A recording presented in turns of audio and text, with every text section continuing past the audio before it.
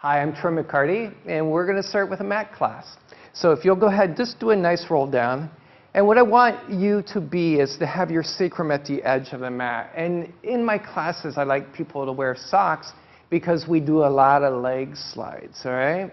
So let's extend our legs out, and let's place our bodies. All right, so we're in our neutral spine. We have our pelvis like a punch bowl, right?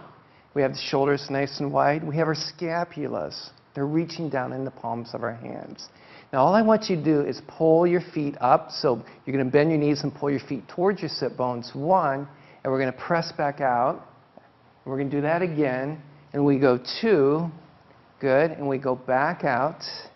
And we go 3, and back out. Now we're going to do a flex of the foot. Flex your feet back. So, no, stay there. Stay there. Stretch your legs out. Flex your feet back. Stretch your legs out. And point your feet. All right, so that's your rhythm there. So we do the bend, stretch, flex, and point, all right? And we're going to follow my rhythm, my voice. All right, so you're laying down on the mat. You've got your legs reaching out. You've got your navel down. You've got your pelvis like a bowl of punch.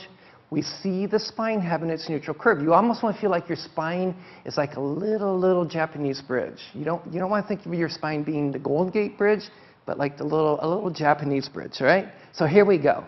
And we go, pull the legs up. Go 1, and push, and 2, and push, and 3, and press. Now you flex and point.